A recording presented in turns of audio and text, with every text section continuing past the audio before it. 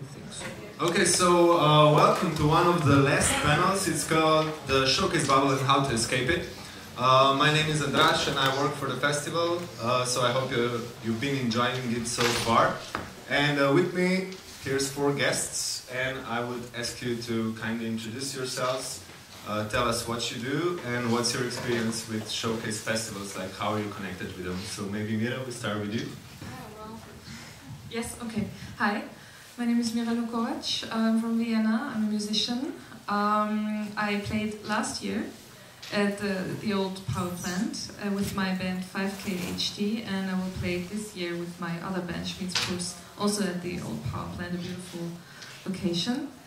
I have played quite a few showcase festivals, such as Eurosonic twice actually, Reeperbahn, MENT for the second time now, and wait a second, what else? I don't have the names right now. I'm not prepared apparently, not well enough. But I think like two or three more.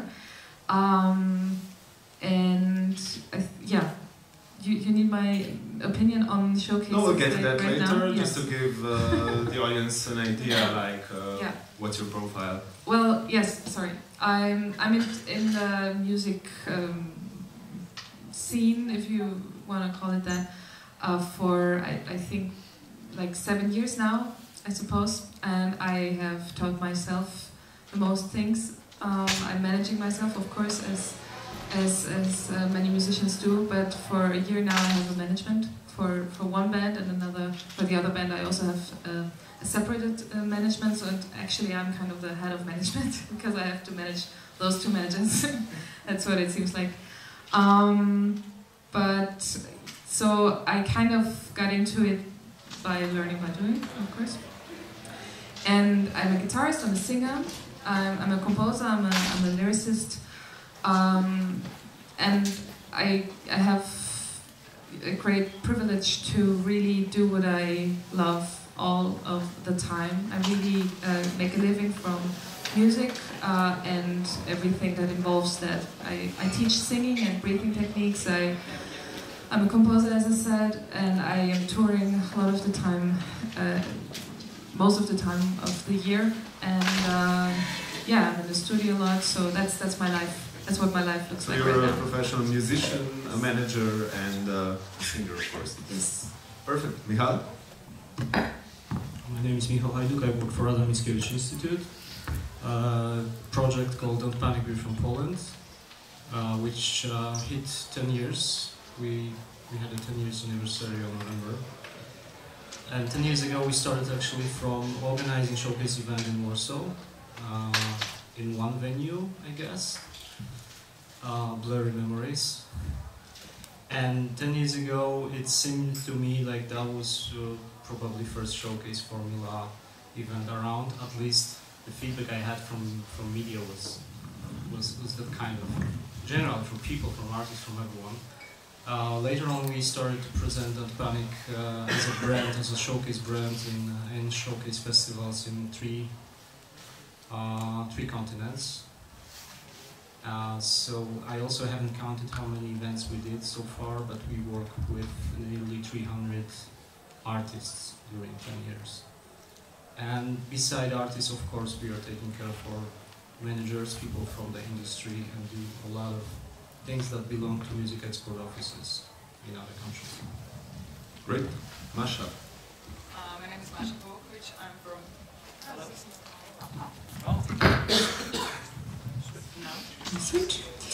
My name is Maša. I'm from Slovenia, from here. I'm an artist manager. I work also as a promoter. My first showcase was, I think, 10 years ago. I think it was Eurosonic. The most experience with showcases I have basically with Kovacs. For last 5 years we're doing showcases, maybe not so active last year or 2, but yeah, we learned a lot from showcases, and yeah, I've met a lot of people on showcase festivals, so yeah, that's it. I'll be short. And the last one. Try it again? No, it's not working.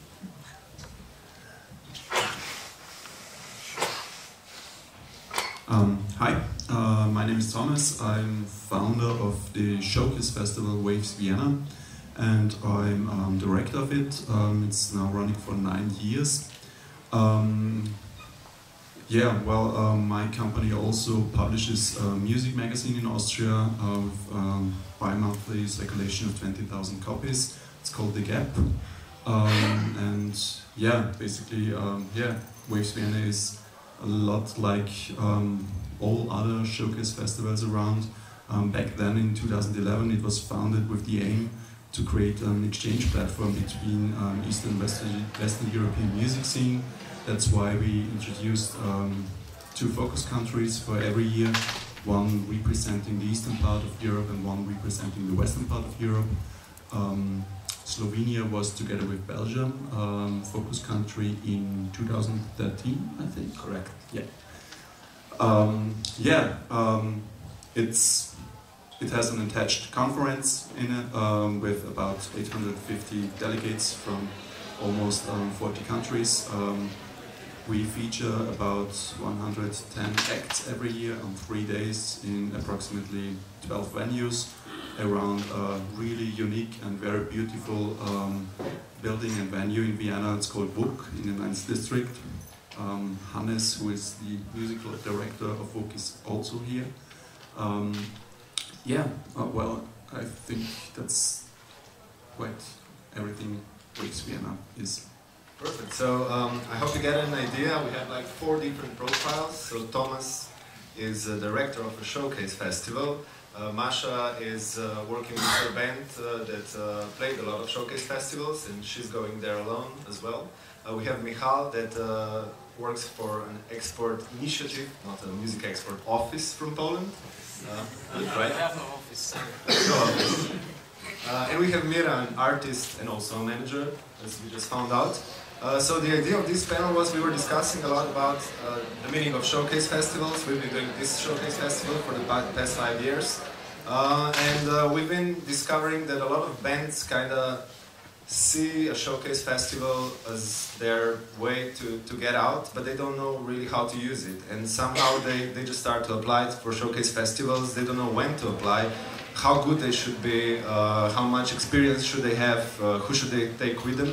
And somehow it makes a feeling of a showcase bubble, because these bands sometimes come home and they don't feel they actually got something from it, or they feel kind of lost and don't know how to continue with their career. So my first question will be, and we can start with Mira again, do you feel showcase festivals are a bubble where a lot of bands are touring but are not actually evolving their careers, or do you think there is a chance, but you must know how to use it? Well, there's so much to this question, I think, really. It's very interesting. I think in general, of course, showcase festivals can be a huge opportunity, not only for very young newcomers and bands and acts and musicians who have not had the opportunity to collect experiences, like to play international shows and everything, but also to a little more established acts. So it's a great thing to begin with, that those festivals exist and that you have the chance to play in places like this and present yourself and connect and do the networking thing. That's really a great opportunity. But I feel, of course, after having played more showcase festivals, sometimes it feels like you just go from one showcase festival to the next, and it's a nice experience. But in the end, it feels like, is this actually a tour, or is this a tour of showcase festivals where it's actually like like an interview for a job, again and again and again and again, but you never really get the job. Okay. So that sometimes feels like that for me as a musician, as an artist. And I forgot to mention Pavoković before.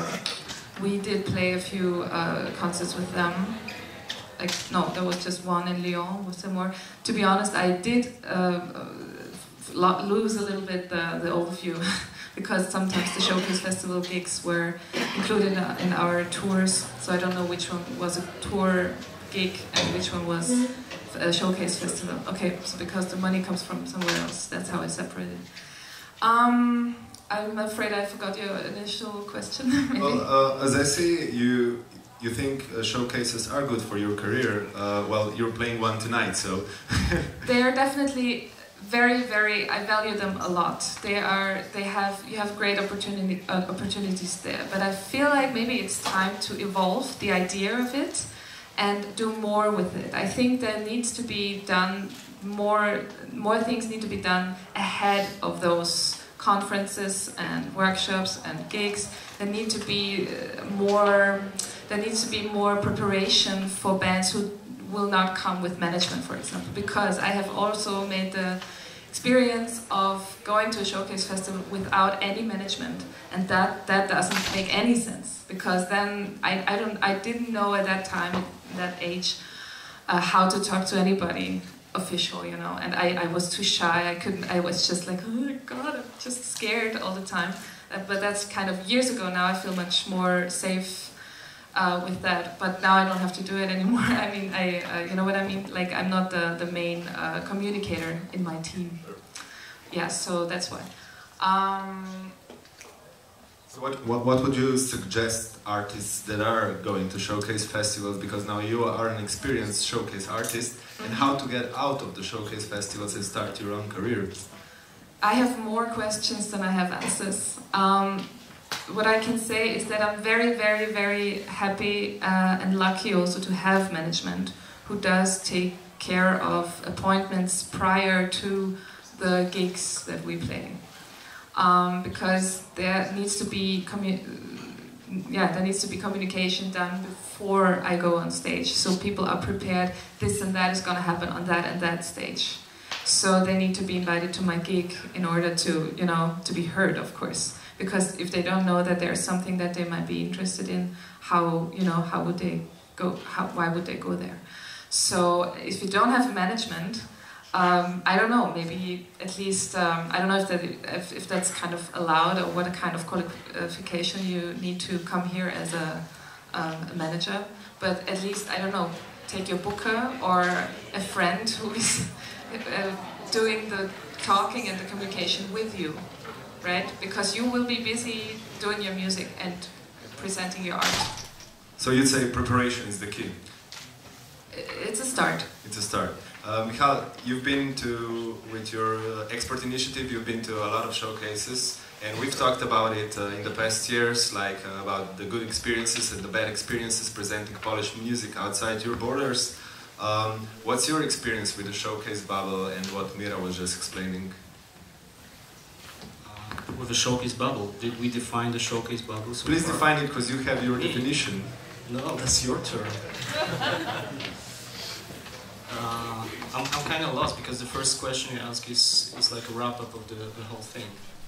Like, do you feel that showcase festivals in the past that you visited with the bands you present made an impact?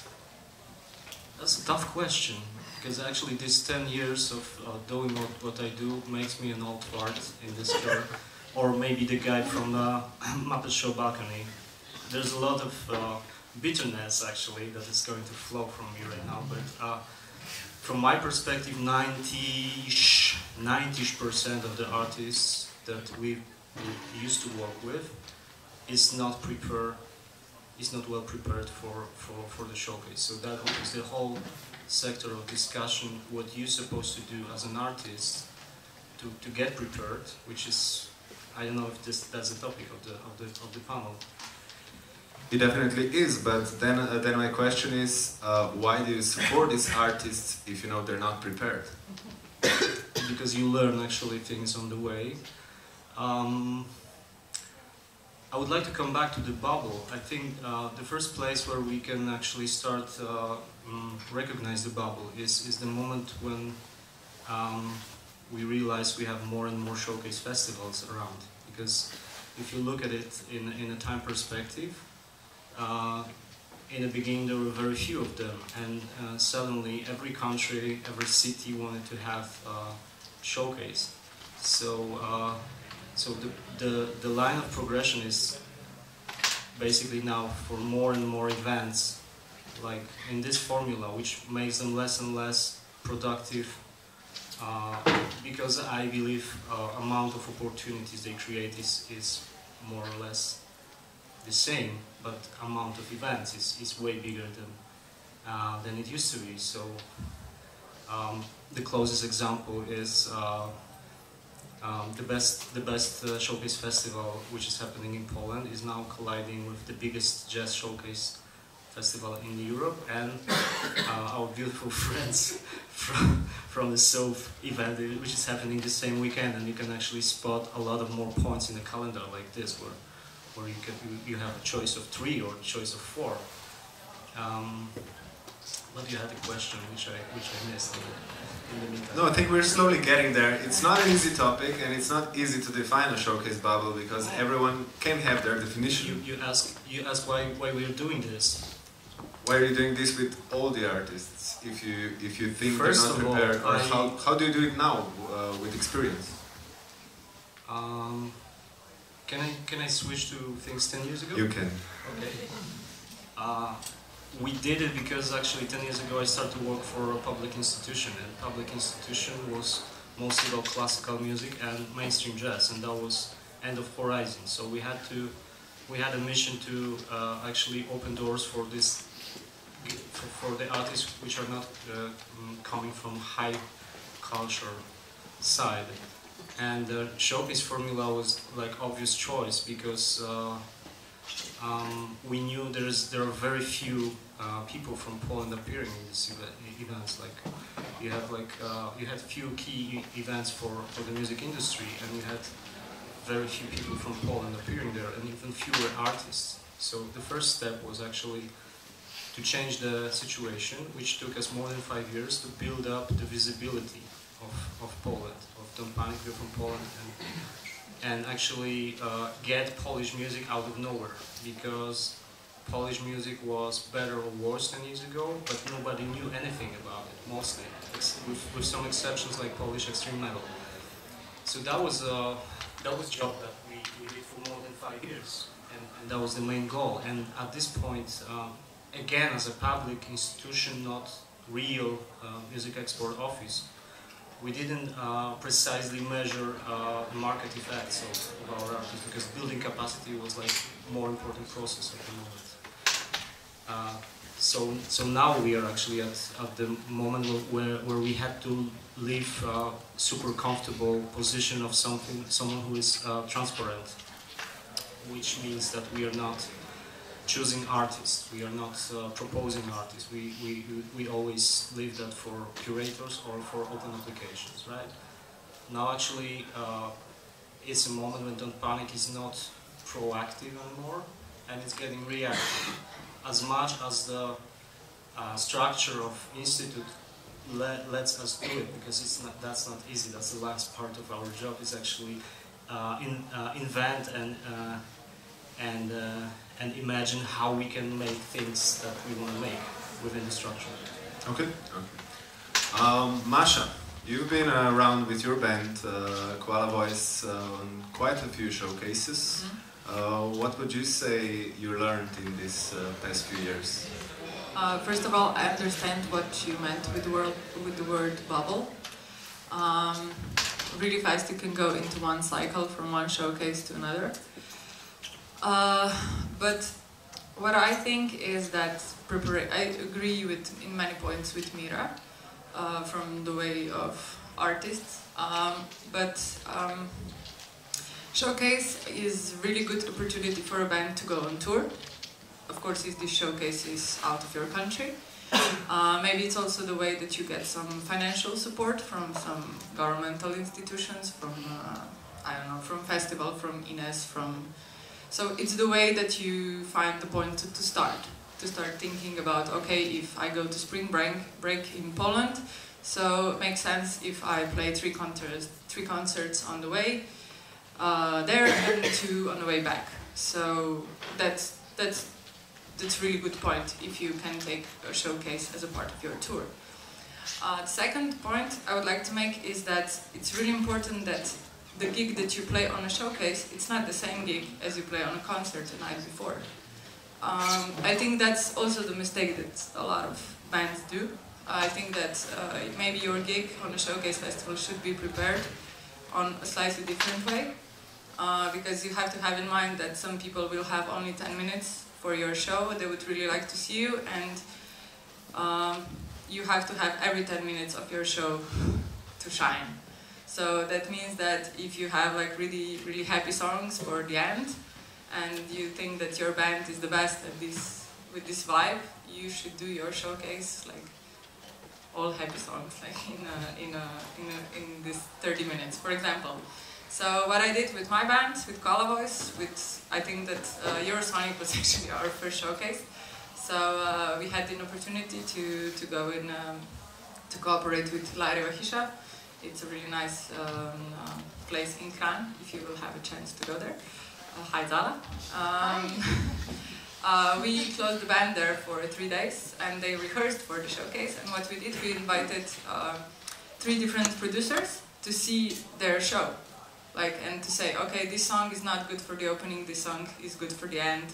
So also the setup of the songs, it's really important for the band on the showcase. So I think that the band should do a bit more, to think also on the performance. It's not just I would like to be there and do my job. And also the second part, which is also important, is the manager, and to get some preparations before, and to set up a goal before you go. What would you like to achieve? Is that a booking? Is that you would like to meet some journalists? Would you like to have a brilliant press after it? Like the quote that you would like to put inside of your bio. So there are different things. But if you do this on every showcase, every 2 months, things start to disappear in between. If you would do it every 2 months, that would mean that you're on the tour the whole year, but okay. So the question is, what's the solution? How do you see, did this kind of events help your band, and is now their career evolving because of them? Or just a few things happened? Or would you send another band, if you'd work with another band, to showcase festivals or not? I would, but I would carefully choose just maybe, let's say, 3 showcase festivals a year max, or to focus on 1 or 2 on different parts of the year. Maybe for 1 where you focus on your release, and maybe the second when you are really in need to find booker, agent. So different goals and focused goals for each showcase. Not to just run from one showcase to another and be happy after your show. Oh, we got 3 gigs, we got 3 gigs. It's when it slaps you when you come home. Like, you realize, yes, you have 2 festivals that you're playing, but that's it. Like, you still need to work. Sometimes you maybe feel that you already won all the battles when you come home after the showcase, but this is just like a start.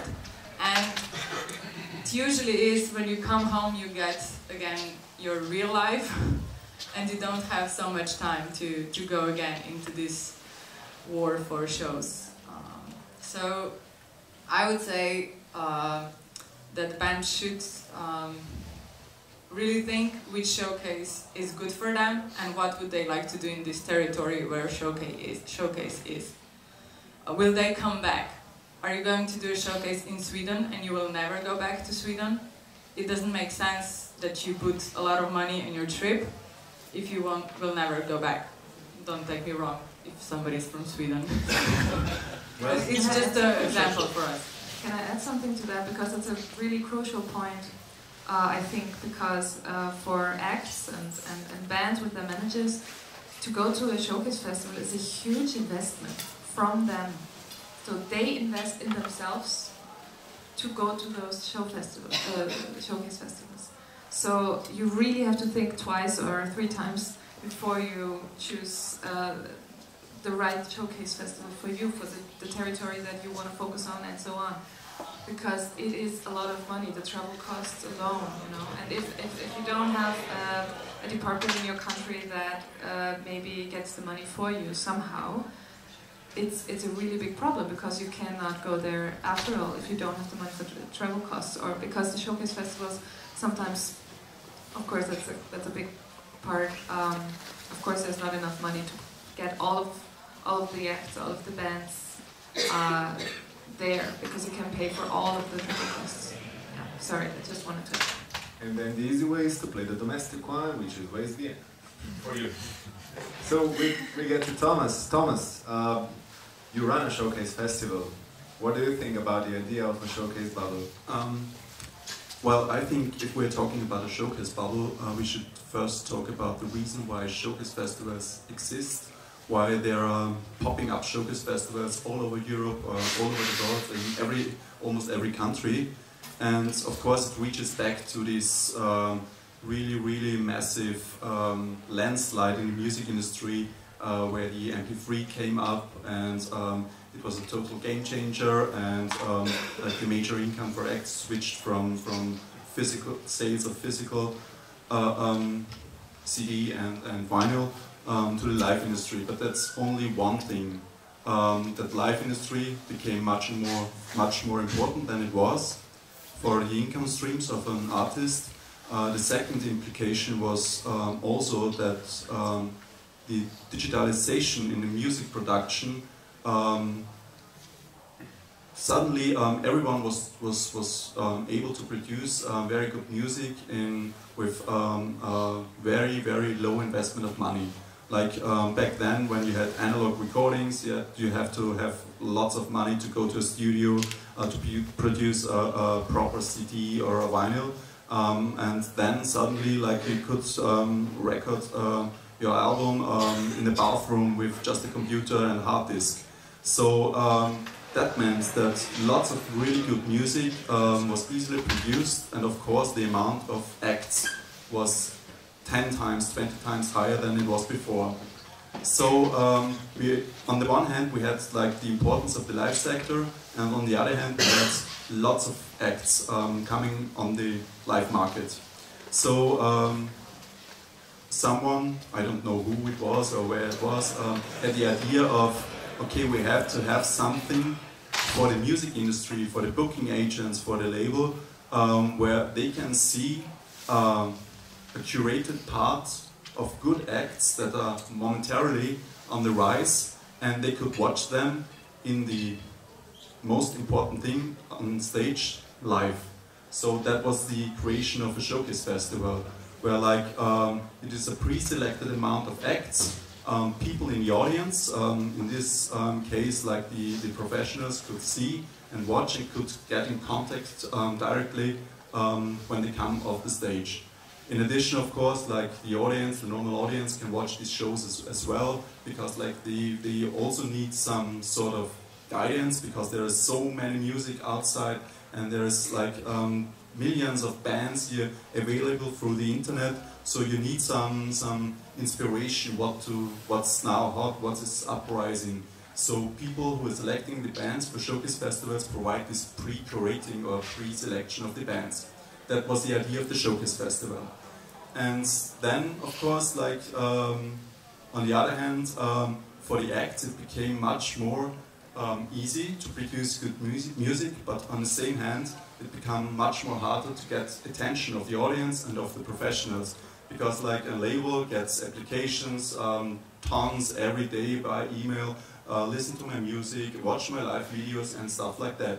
So labels or booking agents and everyone else, promoters and people who run venues, use these showcase festivals as well, because they can, if the showcase festival booking team is doing good work, they use their pre-selection. And of course, like the showcase bubble, if an act plays throughout the year on 3 major showcase festivals, which have influence to the market you're working in, you know, okay, this act already has like been selected by 3 different booking teams, so it has to be good at any point. That's like the reason why the showcase bubble is going on and going on.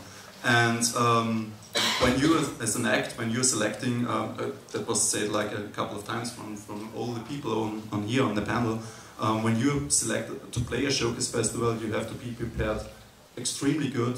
You have not only to prepare what music, at what point of your performance is going to be played.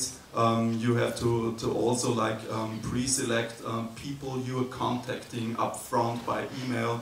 It doesn't make any sense to send out an email to all the delegates in the database. Please come to my show. It would be really good because, like, if you're going to a showcase festival and you're a booking agent, you get about like 100 emails of the same sort, and you don't read it. You don't read them at all.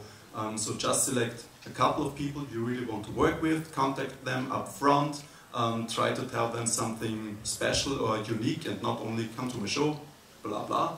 And try to get them into your showcase, or maybe try to meet them at the conference throughout the day, and invite them a second time to your show in the evening, and even like after that contact them again. Did you like it? Were you there? I didn't see you. Where were you? You promised to come. No, you have to be really persistent, because people, the buyers at the showcase festival, like the people everyone wants to talk to. But a musician would say that music speaks for itself, so like professionals should just come to the concert, see the band, and make them a star. So you mentioned you're doing, like, showcase festivals are doing curation, and I'm interested if you can be really sincere about it. Do you think like all the 110 acts you program at your festival, do you feel they all have potential for an international career? They definitely should, and at some point they persuaded one of the booking team that they are like the right choice. And of course it's just like a single performance, it's 45 minutes or even like 30 minutes. You can have a bad day, someone is maybe ill in the band, or maybe you have some technical problems, or what else like that can happen. And yeah, you can't, like, if you get an application from a band, or if you see a band on stage. If I see here a band on stage at MENT Ljubljana, I think, yeah, they're really good, we should invite them for Waves. I don't know if they are well prepared for MENT, if they made many contacts, maybe they even didn't contact me, but I like the show, but I can't see all of the shows at MENT, of course. Maybe they are not prepared at all at Waves Vienna, and they can't take anything out of them, or out of it. Or like Maša said, like, even maybe they just wanted to play in Austria, and that's why they apply for Waves Vienna, and they don't have any plan to come back at any point of their career anymore. But still, yeah, music is the most important thing, but Showcase Festival is not the place to make like the performance for the audience. You have to really think of it as a business tool for your career. What would you say that was like the biggest example of a success for a band at your festival? There are different stories. Like there was, I think it was 2015. Finnish act Noakin. He played Waves Vienna, and he had a really, really great performance. I think he didn't play the hip-hop act. Very, very young. I think he was 19 or something at that point. He didn't play any showcase festivals before, and he got, I think it was 17 invitations to other festivals, and they got a booking agency for Germany after the show, and that was really very successful. Noakin was supported by the Finnish Music Export Office, and Riku, who was responsible for that back then, really sent me an email after the festival. So this was really a very big success for us as well. We're gonna take it into the story of the Music Export Finland, and thanks a lot. And yeah, but that was like just one example. We had another one, Neve Nielsen and the Deer Children from Greenland. It was like a bit of a funny story as well, because they were scheduled in a very small venue at the festival, but on Saturday, and they got an invitation to play in front of the Prince of Denmark, and for Saturday. And we were talking, and they said, yeah, we have to play there, of course, and we have to cancel the show, or is there any possibility like we could play another day? And that was 1 week before the festival, and So we said, yeah, we can put you in a first slot in a much bigger venue on the day before, but it's like 7 o'clock, so it might be very, very complicated to get enough people there. They said, no, we want to play there, and like the backing band was Suit Woman of Neve back then, so it was like quite a big production as well, and lots of costs. And they played, and there were only like 10 people or something in the audience, but they played a really good show, and she got an invitation to Glastonbury after that, because I don't know the name, not Martin, yeah. Malcolm was in the audience, and he really liked the show, and he booked her right away after that, and she also got invitation to South by Southwest after that. And it was like just 10 people, and for her South by Southwest really made sense, because she played a US tour after that with another band, and yeah. Okay, so stuff happens. Michal, what would you say was the biggest success of your export initiative in the past years for the Polish bands? It's a tough question, thank you. I'm tough on you. In the first years we actually consider success, we measure success by the fact that bands could collect the basic market tools, like they could get a record label abroad, a live agent, a PR agency, whatever else they needed, like some of them had some same deals, but basically they have ability to operate on a level of artist who is considering local market and international market equally with equal importance. Recently I would point my finger into Trupa Trupa, which is not a major success because we don't have a success story on a level of APA. And the biggest success stories in Polish music in 25 years is still on the side of death metal and black metal. Trupa Trupa is unique because they are a band which is non-compromise, which is harsh, dark, obscure. The last thing you would say, they are actually commercial, but they actually move forward, and they have a beautiful path after them and before them. But the measure of success at this stage is the fact that they have one record label in France, one in UK, one in Japan, and one very good one in the United States, which is going to be announced in a few days, I think. Plus, they were able to... Is it from Seattle? I don't know. Where is it? I don't know. No comments. Next question. Next question will go to Mira, and it will be... Yeah. Can I say something? Sorry. Yeah, you can take it over. I feel like, alright. I feel like I have to be the bad cop for a second, just for a second, because of course I feel like I'm speaking on behalf of musicians and acts, and because also I do have a tiny little problem with the text that was in the brochure. Was it in the brochure? It was sent to me. It was the descriptive text to this panel, and it said something about the acts being, you know, what can they do? Those inexperienced, young. They don't have any clue what they want next week, and I thought, please. Excuse me? First, I'm not inexperienced, and I know my schedule for the next 12 months, like day for day, you know, and I have a plan for the next 3 and 5 years. So I feel like maybe showcases do also have to start to be prepared for the experienced act and the experienced musicians, because they and I, we know what we want and we know what we do. And most of them are very professional, most of them. And I really have to be honest, I think I have not met any act or single musician at those showcase festivals where I had the feeling like, okay, he or she doesn't have a clue what he or she's talking about. No, they all have not only dreams, but plans. And a showcase festival needs to be prepared for those plans as well. Not only their managers have plans, but they themselves have plans. I can only speak for my bubble, my very personal bubble.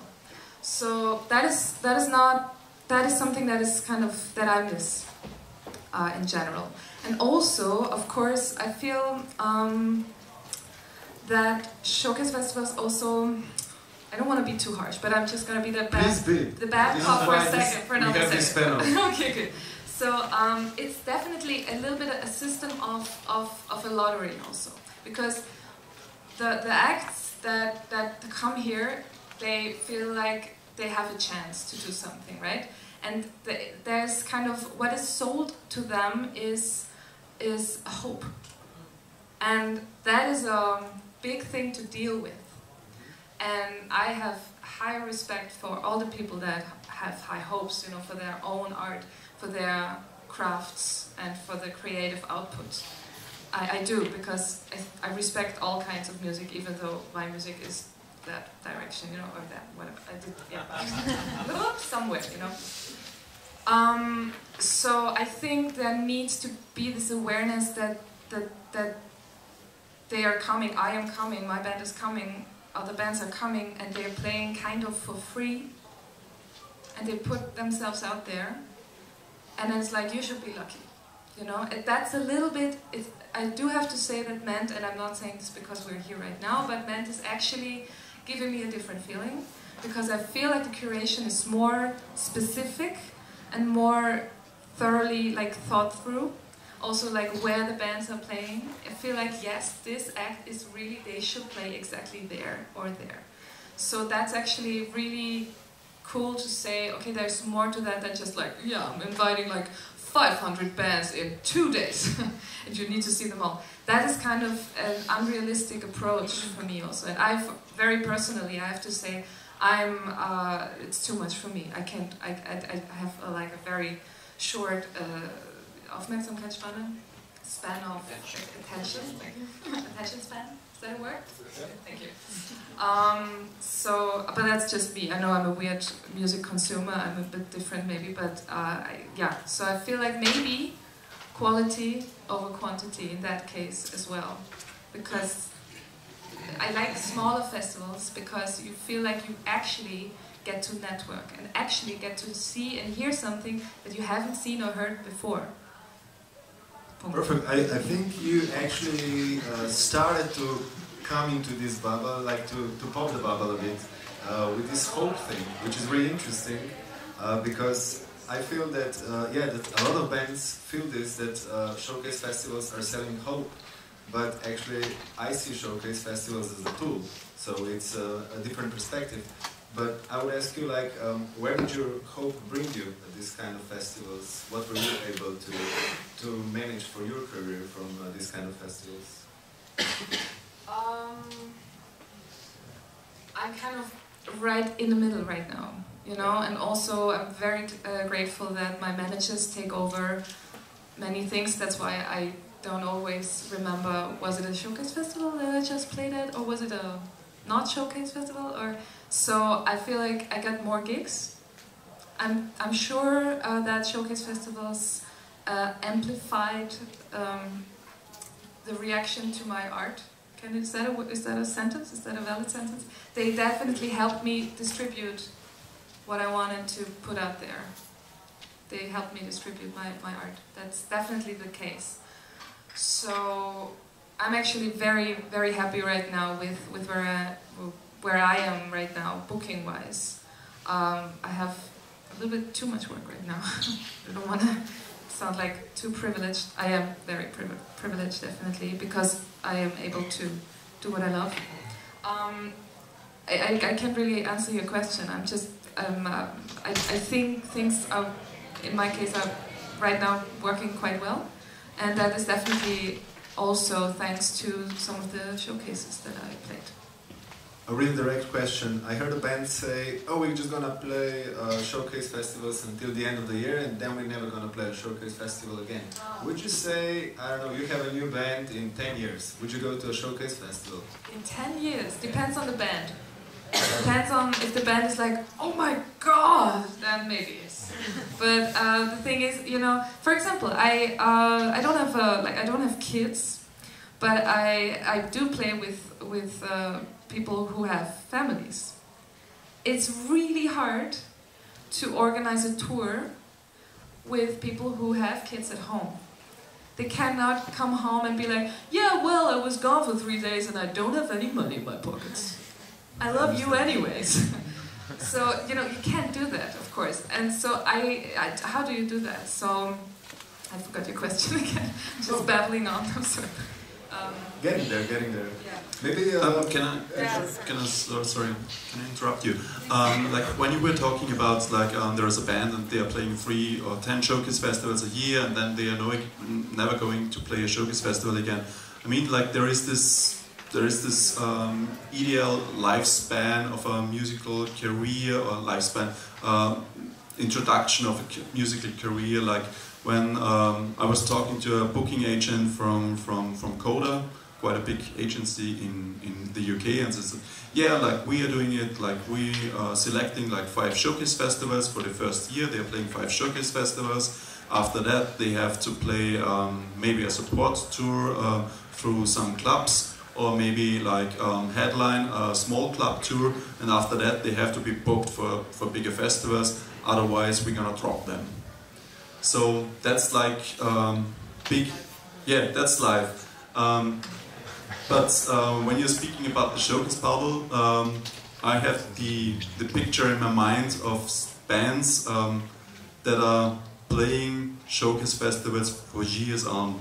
And there are some bands, like they're playing Eurosonic, Great Escape, Reeperbahn Festival, coming to Waves, next year they're playing MENT Festival, and they're going to Spring Break, and then they're going to Primavera, and they're playing like 3 years and showcase festivals because they're young, they don't need that much money, and they enjoy it, but they never gonna take anything out of it for them.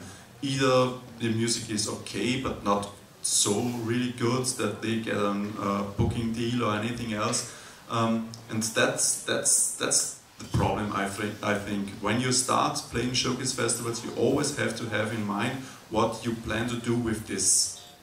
You have to get a plan, like Mira said, not only for the next 2 or 3 months, but for where do you want to be with your band project or music project in 3 years' time, and then try to get some milestones and try to achieve them. Of course, there are always delays, and you have to repeat something or anyways, but in a total you have to have a plan where you want to go and where you want to be in a couple of years. Masha, you have a plan, but your band has hope. How do you deal with that? I was just thinking about that when you were talking. Because you mentioned a young band who is like really keen to play everywhere.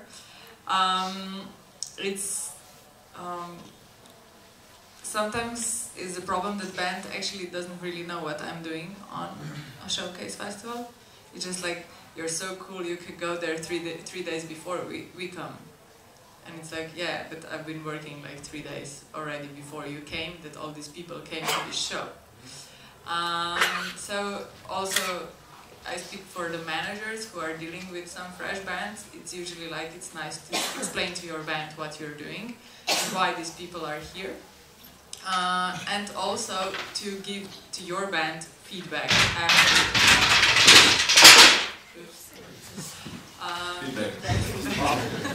Bubble crashed. I think basically that feedback is really important to share with band. I know with Pavoković there were good feedbacks and bad feedbacks, but I cannot say bad because it was always the thing that we discussed, like, oh my god, how is your, I don't know, guitar player dressed on the stage? How can, like, these kind of things, and then you are like thinking, should I really take attention on this? Yes, like when you collect different feedbacks, you can get the picture through this. But what was the question? We are all so tired, or my questions are just buzzing. Last day. It's a heavy debate. I don't know if we open any fields, but maybe just like to get this into people's minds, just to think about it more. What I hear from all of you is preparation, preparation, preparation, management, agency, preparation, preparation. Don't go to a showcase festival if you're not prepared, or if you don't know what to do there.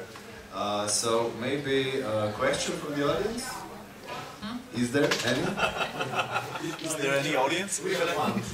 There's the audience. We have fans. Do we have a microphone? Yeah. I speak loud, no? So I just have a question for you, Thomas, because you're from the festival. Do you have any measurements, or how to say, do you do some analysis after every year of festival? How many connections were made, how many bands got new gigs or new labels or whatever? Do you have any of this in mind when you're finishing the festival or preparing for the new one? No. We just hear stories from bands that were playing, that they liked the show because the stage was great, they got some bookings, invitations, or anything like this. But we don't have any tool where we exactly measure how many contacts all of the acts made throughout the entire festival. Simply because it's not possible. Usually you don't have we have collaborations with export offices. We're in direct contact with them throughout the year when we have about 10 collaborations with different export offices, and they feedback us if this act got anything out of the festival, because of course they have to do it. They are in direct contact with the acts they support, because they have to report this to their funding institutions anyways, and they give us the feedback because they need it if they want to continue the collaboration with us. That's mostly the only thing, and it's not like a system we applied here. Yeah, and I don't think there is any showcase festival or any festival that has some system like this running, or can, and even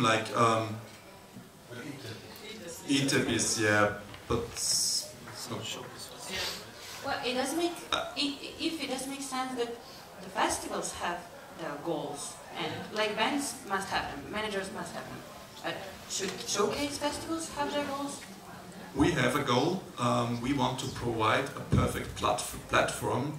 We want to provide as many opportunities to connect with the people at the festival. We want to provide tools you can use, which are networking opportunities at receptions, at speed meetings. We want to provide a perfect online database where it's easy to connect with other people. We want to provide as many information about every act on the same level as possible, with links to playlists, to press texts, and to photos, and to videos. But for us, we are neutral. We always do it on the same level for every act. Even with our media collaborations, there's, for example, Austrian National Radio FM4 we are working very closely with. They provide lots of airtime for acts that are playing at Waves Vienna. We don't tell them this act is good or you should talk to this act. For us, every act has the same opportunity, and we care for every act on the same level. That's what the platform does. We're not a booking agency, we're not a label or anything. We don't select some focuses we are fostering or anything. We are just providing tools and a platform. And we try our best for everyone, and we try to inform everyone how to use the tools and how to get the best out of the festival. That's our aim, and we try to get better every year for that. I wanted to ask the same question to you, Andraž, about measurement, but I know the answer because it's obviously hard to show any showcase festival who does it.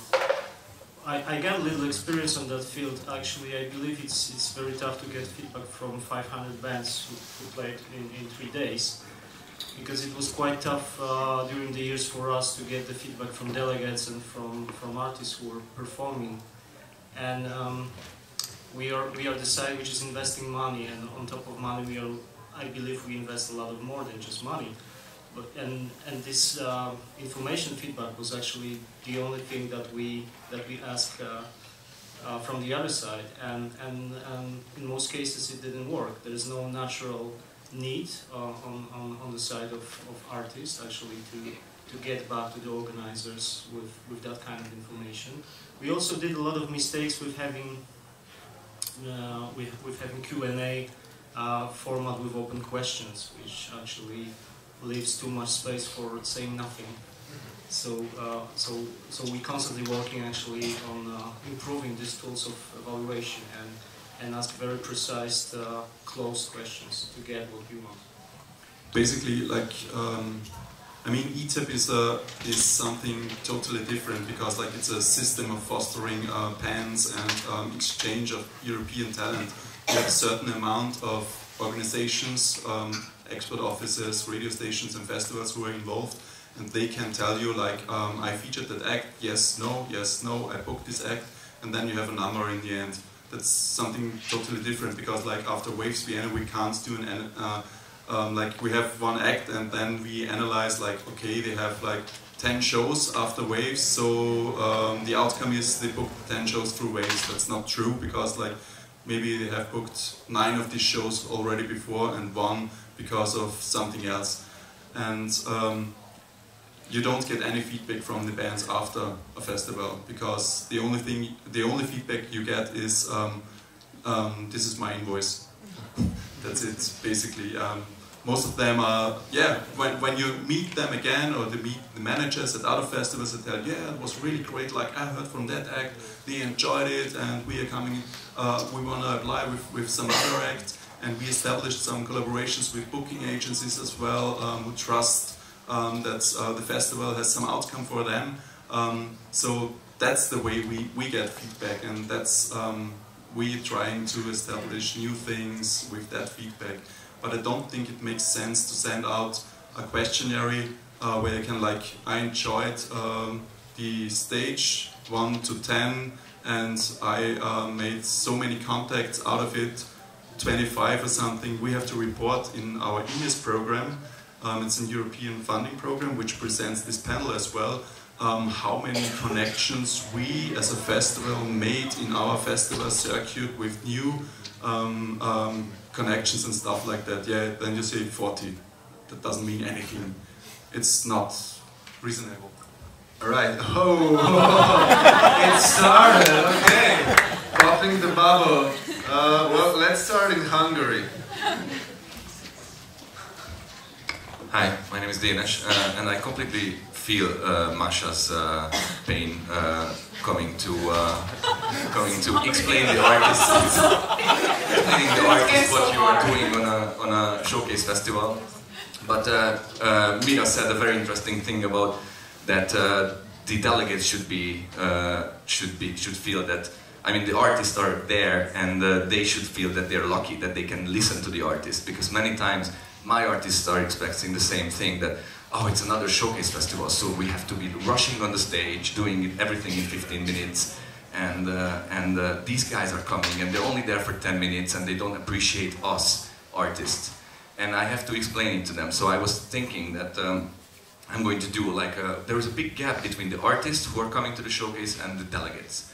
And I was thinking to like have a guided tour with maybe an umbrella of artists to bring them into the conference and show them what's going on. And for example, in Bush, we encourage all the artists to come to the show, to conference as well, and did a panel with Björn Farr, head of booking on Reeperbahn, were asked directly by artists and not another manager or booker. So, so I feel that Mira is saying that artists don't feel appreciated on a showcase festival.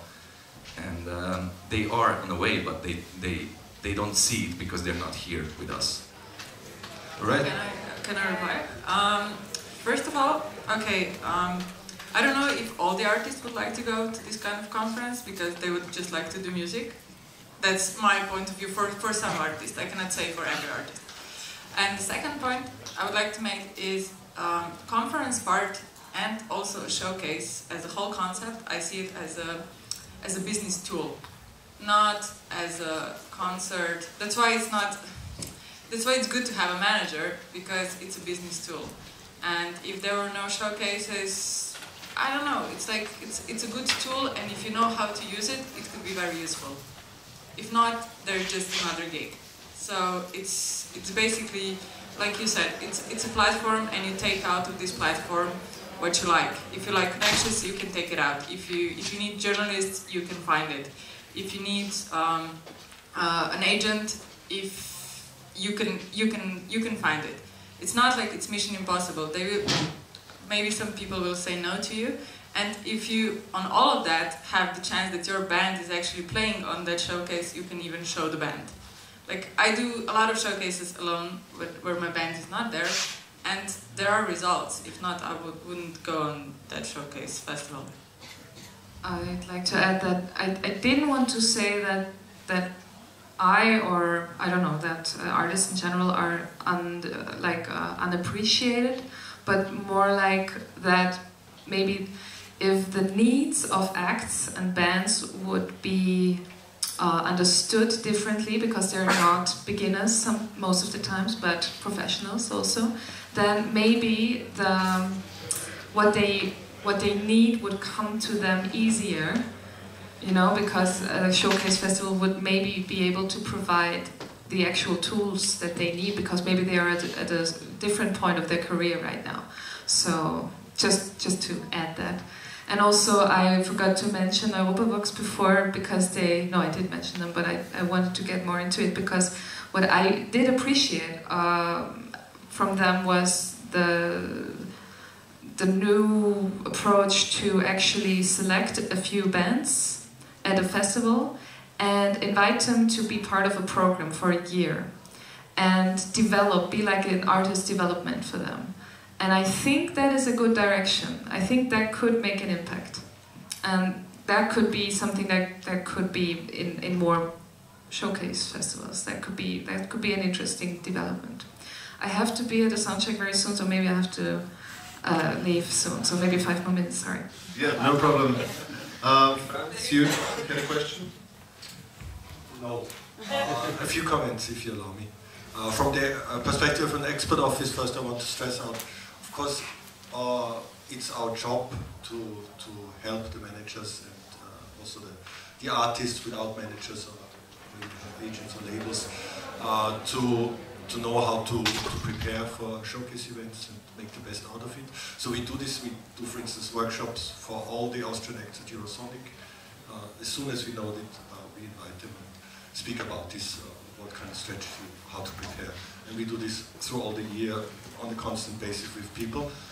But on the other hand, I wanted to also say, we try to think getting out of the bubble, which is the original thing of this panel. So for instance, we created a special touring grant for acts that perform at showcase festivals already, and then get a lot of bookings, which might not be well paid most of the times, to be able to do these tours.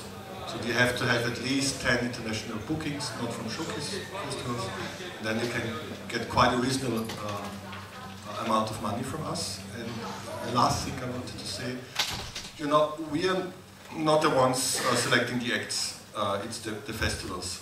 And sometimes there's a very good communications, and sometimes it's not as good. But in a way, we all know that it only makes sense to present acts at showcase festivals if they have structure, if they have partners. But sometimes the showcase festivals don't care about this. They want fresh acts and they think this sounds great. They don't care if the manager goes with them or the label comes with them or if they have a management. So I think it would be very important for the bookers to care about this too. To communicate more with the experts. Could ask us what we think. A very good advice, thank you. I think we haven't touched this topic. There are different kinds of showcase festivals. Basically, there are good festivals and there are bad festivals. There are festivals which are... Let's do a list. Let's take some examples. Shut up. Now it's me. Sorry. We have like a few minutes left. You have festivals which are curated with passion because people... Sorry, Michal, can I just interrupt you for a second? Mira has to go. Mira, thank you very much. Come to the show tonight. Good luck. it's been already said, you have small festivals and you have big festivals. It's pretty obvious that if you have small event, your networking opportunities are way bigger than in a biggest showcase festival, where there's simply too much going on, and it's getting sometimes impossible to set a meeting. You have, I start to say about festivals which are curated with passion, because people who are behind those festivals still are driven by passion, not only by business. But you have plenty of showcase festivals who just don't care who you are, where you're from, just pay and go away. Are you sincere with the Polish bands when they apply for the events? Absolutely, absolutely. And I know also examples of festivals who are taking literally every band that will apply automatically. That happens.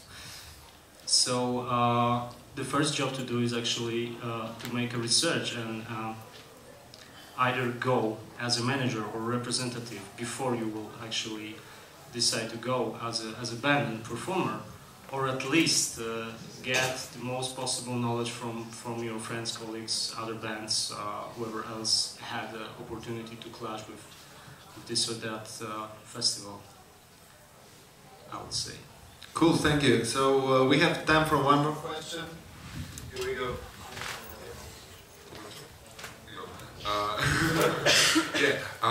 When I saw this panel in the brochure, I actually thought you might touch upon another kind of showcase bubble. And I'm going to put it as a question. Do you think that industry-wise, showcase festivals kind of cover enough, or like especially the smaller ones, because like obviously Europe and South by Southwest they do, and everybody's there. But especially small festivals, do you think they have enough coverage in terms of delegates, in terms of parts of the industry, from the whole like mainstream to all the way down to underground or DIY? Do you think they do, or do you think it is necessary or not? Or yeah. I think there is a whole sector of music that does not refer and does not resonate with showcase formula at all. Yeah. And this is, I'm sorry to say that this is in most cases the most interesting music. And basically, same with delegates, is the showcase festivals are a platform. Everyone can apply, everyone can go, and I don't think that any showcase festival willingly doesn't invite any delegate or doesn't doesn't sell a ticket to a certain sector of the music industry. For some kinds of music, it simply doesn't make sense to play at showcase festival, or like you have showcase festivals that are dedicated to special kinds of music, like you have jazz and world music showcase festivals. Then you have like the indie electronic hip hop thing, what we are doing. And yeah, is there a metal showcase festival? Yeah. Yeah. Which one? Mira is a metal section. Yeah. Just a metal showcase. Just for metal, no. I think they don't need that. Yeah. The same with Schlager music. They don't need it, they make money. Okay, now we're far. Now we're far. So I'm really sorry for all the other questions. Really, just like a short question from Michal. Okay, but like it has to be like really short. short. Like you were speaking about networking and how hard it is to schedule meetings sometimes on the big events. So I would like to ask how you are personally networking and what's your favorite spot to network, for example, here on MENT. Thank you.